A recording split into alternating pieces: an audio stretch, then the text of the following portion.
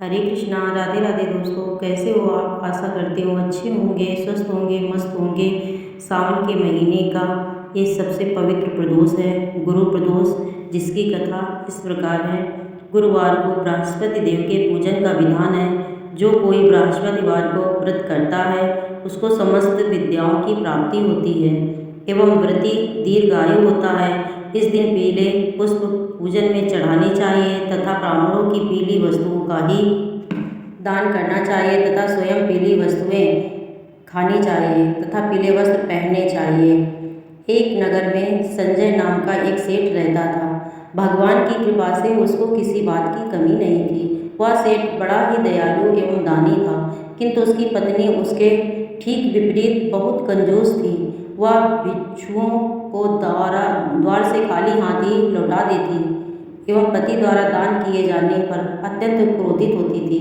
एक दिन स्वयं बृहस्पति देव महाराज साधु के भेष में आए और भिक्षा के लिए आवाज़ लगाई। उस समय सेठानी अपना घर लीप रही थी, अतः उसने कहा कि महाराज, मैं इस समय काम में व्यस्त हूँ, अतः आप खाली समय में आए तभी मैं आपको भिक्षा दे पाऊंगी। यह सुनकर गुरु बृहस्पति देव वापस लौट गए। कुछ दिन बीतने पर पुनः बृहस्पति देव साधु के भेष में उस सेठ के यहाँ भिक्षा मांगने के लिए गए, किंतु इस बार सेठानी खाना बना रही थी और उसने कहा कि मुझे इस समय फुर्सत नहीं है, फिर आना। यह सुनकर वह पुनः वापस लौट गए। कुछ समय पश्चात फिर गुरु बृहस्पति देव सेठ जी के घर गए, किंतु सेठानी ने कहा मैं खाली नहीं हूँ का बहाना करके उन्हें फिर लौटाया ना।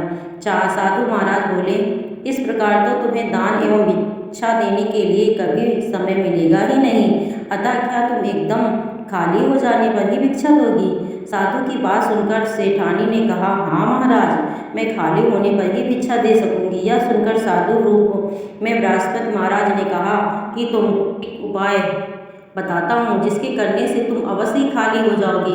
बृहस्पतिवार को कुछ दिन चढ़ जाने के बाद सोकर उठो तथा घर में झाड़ू लगाकर बीच आंगन में लगा दो। चौका न लगाओ और भोजन चूल्हे के पीछे रख दो। घर में कोई पीली वस्तु न खाएं तथा पीले वस्त्र भी न पहने।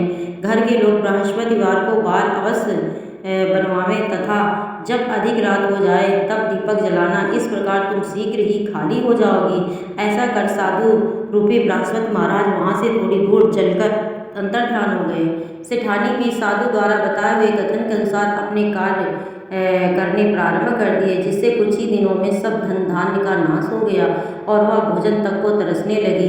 किंतु जब सेठानी को पूर्ण अवकाश था, कुछ दिन बीतने पर बृहस्पति महाराज फिर उस सेठानी के घर भिक्षा के लिए लेने के लिए पहुँचे। सेठानी साधु को पहचान कर बोली कि इस समय मेरे पास कुछ नहीं है, मैं आपको क्या दे सकती हूँ? यह सुनकर साधु महाराज बोले कि अब तो तुम्हें हर समय अवकाश रहेगा, जब तो तुम्हें कुछ हमें देना चाहिए। साधु महाराज की बात सुनकर सेठानी ने पहले ही कुछ गलतियों के लिए क्षमा मांगी और कहा कि आप मेरे ऊपर दया करके ऐसा कोई उपाय बताएं कि आपकी कृपा से मुझे धन की प्राप्ति हो जाए।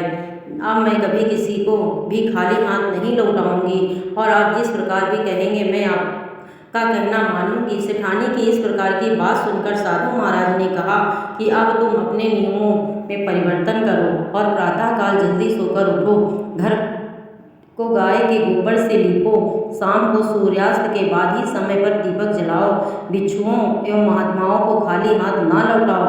बृहस्पति के दिन घर में लोग हजामत ना बनवाएं, पीले वस्त्र धारण करो तथा बृहस्पति के दिन पीली वस्तुओं का उद्यापन करो।